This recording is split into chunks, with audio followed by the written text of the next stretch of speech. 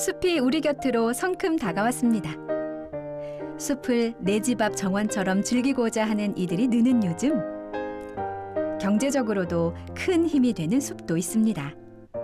경제적으로 부가가치가 높아졌잖아요. 식당을 하고 모든 농사꾼들이 농사를 져서 판매를 하고 그게 되다 보니까 이 자작나무 숲이 원대리로서는 이게 진짜 힘이다고 생각합니다. 숲과 어울리는 도시를 만들겠다는 목표를 갖고 도시를 설계한 나라도 있습니다. Before they plant Putrajaya, they consider greening in the plan. So they said we should have a lot of trees, many green areas, and also lakes, water bodies, because water bodies can reduce the temperature. So if you go to Putrajaya, they have a big, I think 40% of Putrajaya is greenery.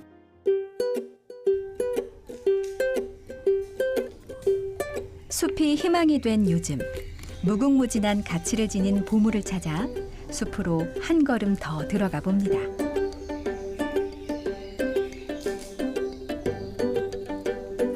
이곳은 불가시나무와 엄부랑 나무 등이 신비로운 분위기를 자아내는 곳, 서귀포 치유의 숲입니다.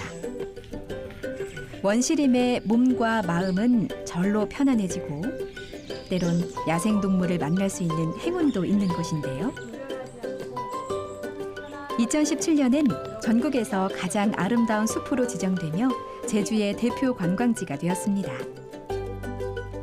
그 덕에 주민들에게도 새로운 일자리가 많이 생겼는데요. 숲 해설가인 오성옥 씨 역시 이곳 출신이랍니다. 숲을 찾는 주민들에게 숲에 관한 모든 사항을 될 수 있는 한 알기 쉽고 재미있게 숲의 모든 생물들이 살아가는 모습을 보고 느끼고 깨달도록 해서 자기 삶과 연계해서 건강은 물론 보다 나은 몸과 마음이 건강한 보다 나은 삶을 할 수 있도록 그런데 보다 노력할 작정입니다. 숲이 유명해지면서 가장 큰 변화가 찾아온 곳은 치유의 숲이 자리한 호근 마을인데요. 농촌일로 분주할 때지만 주민들은 오늘도 이른 아침부터 마을 사람들이 함께 쓰는 조리실에 모였습니다. 숨 돌릴 틈 없이 음식 준비를 서두르는데요. 채소 튀김에 전복꼬치, 간장에 버섯과 채소를 졸인 버섯조림, 그리고 메밀가루로 만든 반죽 위에 물을 올려 말아서 만드는 제주도 전통 음식 빙떡까지. 종류도 다양하지만 양도 꽤 많은데요. 숲을 찾는 관광객을 위해 준비하는 도시락이랍니다.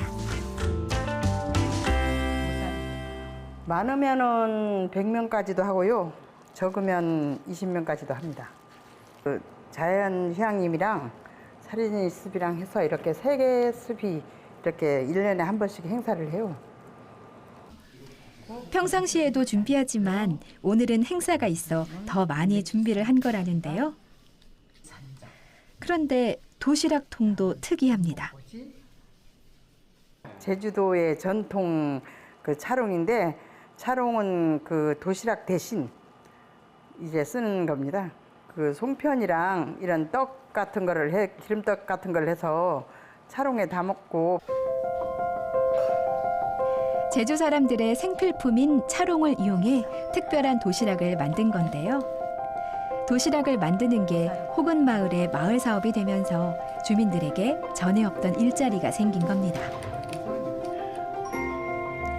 덕분에 70년간 차롱을 만들어 온 오영희 어르신도 다시 바빠졌습니다. 여름에는 구멍이 좀 선섬 있어가지고 좀 편하지않아. 옛날에 냉장고도 없고 하니까 여름에도 마당에 밧줄 매가지고 음식 담아 넣어서 걸어놨다가 넣고 냉장고 없는 시절에 그랬어요. 통풍이 잘 되니까. 차롱은 대나무를 20여 가닥으로 가늘게 쪼개 엮어서 만드는데요. 쪼개는 것도 어렵지만 매듭이 풀리지 않게 하는 것도 기술이랍니다. 오랜 세월 고집스럽게 그 전통을 이어온 오영희 어르신. 서귀포 치유의 숲으로 차롱이 다시 각광을 받게 된 기분은 어떠실까요? 아, 저쪽에 그 사람들 피 잡아오는 거 아니면 물건도 사가고 나 용돈 생기면 주지. 근데 우리 동네 사람들 이제 일거리 없는 사람들 거기 일하러 가서 그것도 좋고. 개막식에 사회를 보거라. 그 사이 치유의 숲에선 행사가 시작됐습니다. 번도 물어봤어. 관리소의 강완영 소장님입니다. 무대로 모셔봅니다. 서귀포의 아름다운 숲을 알리기 위해 치유의 숲과 두 개의 숲이 함께 준비한 축제인데요. 매년 찾는 이들도 늘고 있답니다. 치유의 숲은 8년 연속 웰니스 관광지로도 선정됐는데요. 이런 명품 숲이 된 데는 마을 주민들의 협조가 있었기에 가능했답니다. 그래서 2016년도에 치유의 숲이 오픈되었지만 사실은 2012년도부터 이 활동을 하기 위해서 준비했었고요. 그리고 차롱도 이미 그 전부터 정말 정성스럽게 마을 주민들과 긴밀하게 연구를 하고 고민을 하고 담아낸 그런 결과물입니다. 그래서 저희가 웰니스 숲힐링 축제를 한다고 했을 때 뭐 어떠한 고민도 필요 없이 마을 주민들은 적극적으로 참여하셨고요. 그렇게 만들어진 차롱 도시락. 관광객들은 숲속 편백나무집에서 도시락을 맛볼 수 있습니다. 너무 좋고요. 작년에 예약했는데 운영 기간 끝나가지고 원래 기다리다 예약했거든요. 더 맛있는 것 같아요. 공간이 따로 돼 있어서 너무 좋고 촬영이 끝에 있어서 구성이 너무 푸짐하고 좋은 것 같아요. 치유의 숲을 찾는 손님들이 하나 둘 입소문을 내면서 차롱 도시락은 이제 치유의 숲의 큰 자랑거리가 됐는데요. 조금씩 성과도 나오고 있답니다. 처음에는 많이 힘들었어요. 이 차롱 도시락이 이익이 안 나기 때문에 많이 힘들었는데 차롱을 만들려고 그러면 대나무가 있어야 되고 그 대나무를 이제 채취하면 그 어르신들이 다 채취하면 우리 마을에서도 기본적으로 뭡니까 인건비도 조금씩 제공하고 있고 그것 때문에 우리 또 부녀 회원들이 또 도시락도 만들고 그 도시락으로 인해서 또 우리가 여기 치유의 숲에 그걸 또 납품하기 때문에 그런 선순환 구조이기 때문에 경제적인 면에서는 큰 이익은 아니지만 그래도 보람을 느끼고 있습니다. 숲을 보호하고 가꾸며 숲과 함께 성장해가는 사람들. 그들은 오늘도 숲에서 새로운 꿈을 꿉니다. 앞으로 풀어야 될 문제도 많이 있습니다. 이것을 어떻게 정말 브랜드화, 산업화 시킬지에 대한 고민, 그리고 수익을 얼마만큼 창출할 수 있을지에 대한 고민, 그리고 지금 너무나 많은 분들이 애정하시고 계시지만 이 메뉴들이 조금 더 발전이 돼서 또 각각 개인의 맞춤형으로 갈 수 있는 차롱 치유밥상이 되기 위해서 정말 노력해야 될 것들이 아주 많이 있습니다.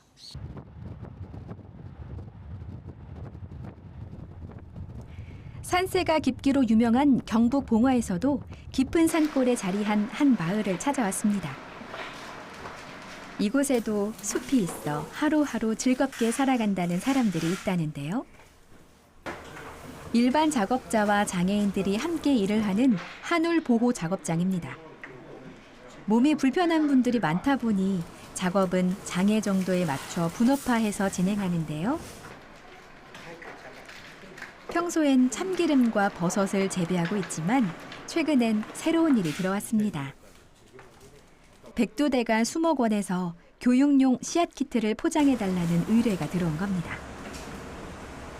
3살 때 소아마비로 장애를 얻은 김석진 씨도 작업이 한창인데요. 일하는데 불편한 점은 없으신가요?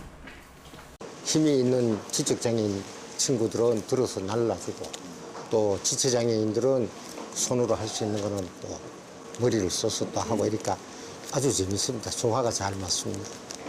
부모 밑에 보호하다가 여기 왔는데 저분들이 과연 그 적응을 할까 싶었는데 와보니까 자기네 나름대로의 어떤 그 소통이 되고 사회성을 구성하고 또 그분 나름대로 언니, 오빠 뭐 이것 좀 해주세요, 같이 도와주세요 이런 그 활동을 하고 보니까 그 자주간 우리가 생각하는 이상으로 이분들 나름대로의 어떤 그 사회성이 잘 되고 일하는데 지장은 없습니다.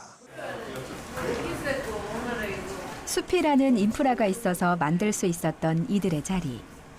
작업자들은 어떻게 느끼고 있을까요? 일단 고무를 만드셨는데 흙을 만드시니까 오히려 더 좋아하시고 더 작업에 더 그 즐거움을 느끼셨습니다. 흙을 만진다는 게 요즘 만지기가 힘든데 이런 작업을 통해서 한 번 더 만져보고 함으로써 냄새도 훨씬 더 좋고요. 고무보다는. 그래서 더 즐거워하시고 있습니다.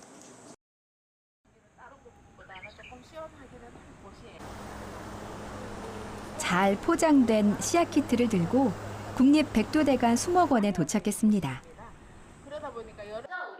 이곳은 보존 가치가 높은 다양한 식물 자원 등을 만날 수 있는데요. 오늘은 한 초등학교에서 아이들이 찾아왔습니다. 자생식물에 대해서도 배우고 키트를 이용해 씨앗 폭탄을 만드는 수업도 한답니다. 흙이랑 이제 커피 찌꺼기랑 이제 물이랑 같이 해서 밀가루처럼 뭉쳐서 이렇게 동그라미로 만들어서 이렇게 여기 안에 넣어서 이제 던질 거예요. 어느새 하나둘 만들어진 씨앗 폭탄.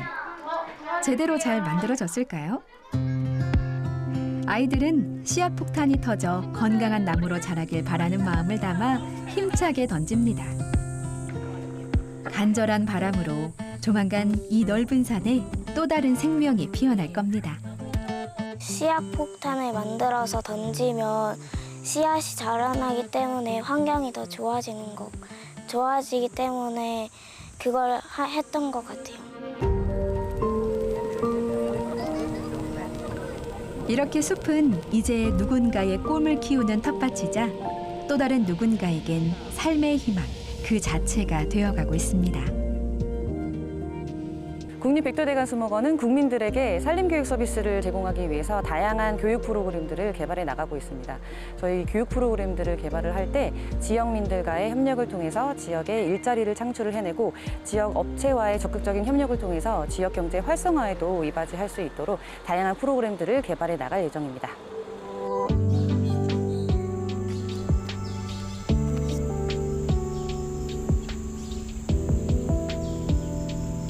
설계 당시부터 숲을 염두에 두고 도시를 건설한 나라도 있습니다. 산림 면적이 넓기로 유명한 나라 말레이시아인데요. 이곳에 자리한 특별한 녹색 도시는 수도인 쿠알라룸푸르에서 남쪽으로 25km 정도 떨어진 푸트라자야입니다. 도시 전체가 초록색으로 뒤덮인 도시인데요.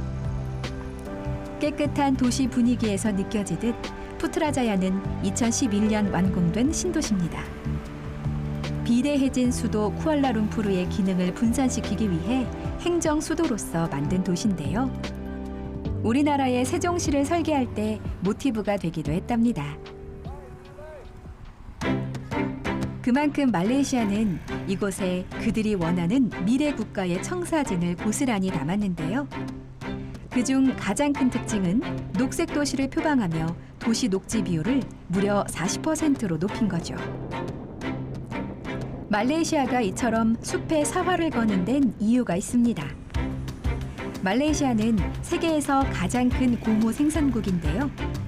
푸트라자야가 건설되기 전 이 지역도 고무나무 농장이었답니다.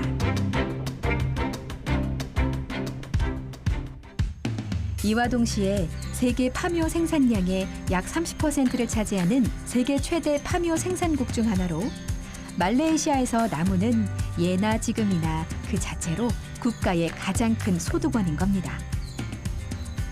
지금도 1차 산업자원인 나무에 전적으로 의존하지만 국토의 50% 이상이 산림으로 덮여 있는데요.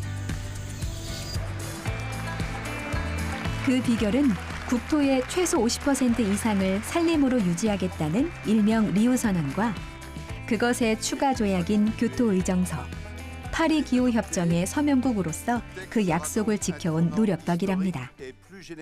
If you want to balance the development, you need to have some components of environmental, not just economy. If you go for economy only, then the environmental will be degraded, and all the consequences we people have to face, like pollution, air pollution, water pollution, temperature increase. Okay, so in order to avoid this, so Malaysia also giving importance to environmental sustainability.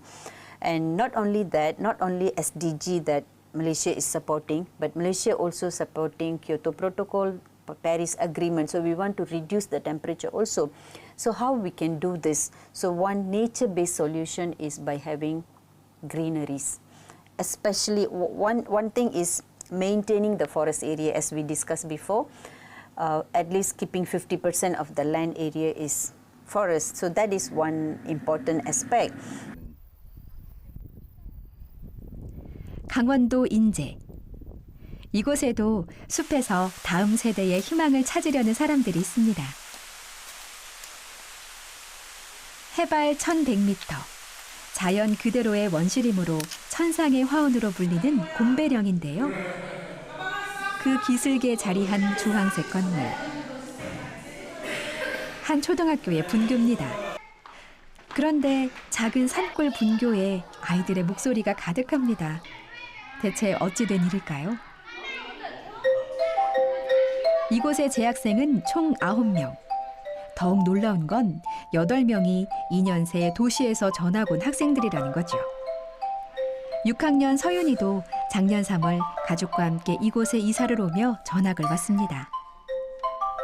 일단은 여기는 학원이 없어요. 여기는 학원이 없고 도시보다 나무나 자연 같은 게 더 많고 약간 좀 더 깨끗해요. 싫었던 점은 별로 없고요. 좋았던 점은 곤충 많고 동물 많고 볼 거 많고 숲 많고 나무 많고 식물 많고 물고기 많고 그리고 친구들이 있는 거예요.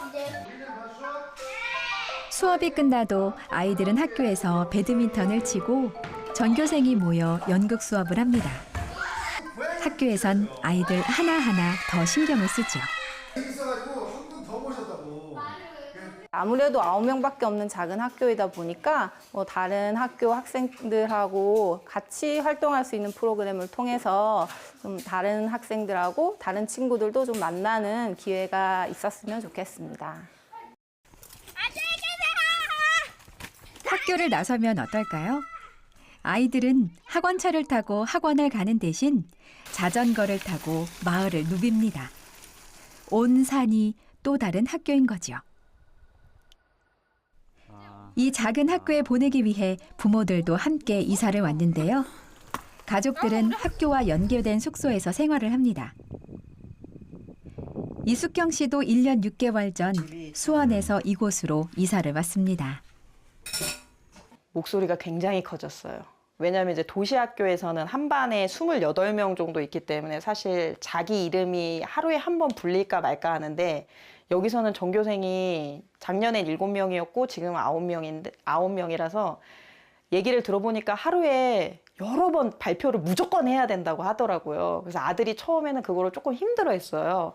근데 이제는 너무나 자연스럽게 발표도 잘하고 그 목소리가 커졌다는 건 좀 자신감이 많이 생기지 않았을까. 자기를 표현하고 나타내는 것에 자신감이 생긴 것 같아. 그게 가장 큰 아이들에게 있는 변화고. 작고 조용했던 산골 마을에 찾아온 변화. 주민들의 생활에도 달라진 것이 있을까요? 학교가 제대로 유지된다는 거, 그다음에 또 아이들이 웃음소리도 있고 그런 거가 가장 좋은 방법이, 좋은 적이지 않을까.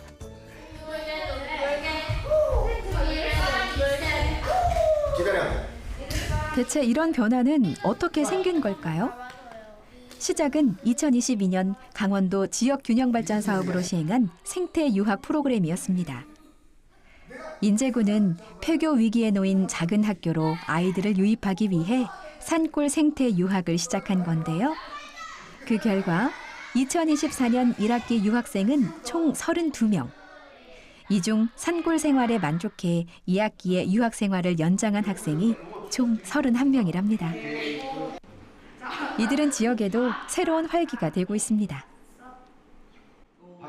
초등학교 학생들을 학생으로 둔, 그러니까 자녀로 둔 부모님들이 아무래도 젊잖아요. 젊으신 부모님들이 오셔서 주변 지역에 또 약간 그런 관광도 또 하시고 또 생활비도 이렇게 지출을 하시는 그런 등등의 어떤 그런 소비에 대한 어떤 부분들도 도움이 되고요.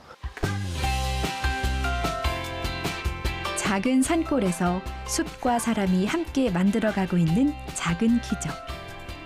이 작은 씨앗이 큰 나무로 건강하게 뿌리내리기 위해 해야 할 일은 무엇일까요?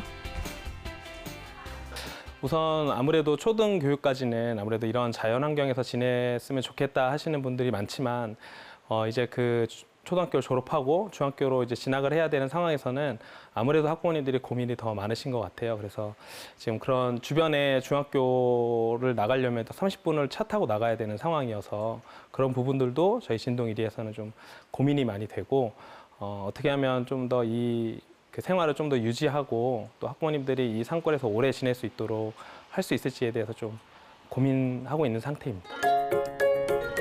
숲은 이제 더 이상 시간을 내서 가끔 찾아가는 공간이 아닙니다. 내가 사는 곳, 내가 있는 곳으로 숲이 들어오고 더 많은 사람들이 숲의 가치를 찾아 숲으로 가는 시대. 그렇게 숲은 우리의 미래가 되어가고 있습니다.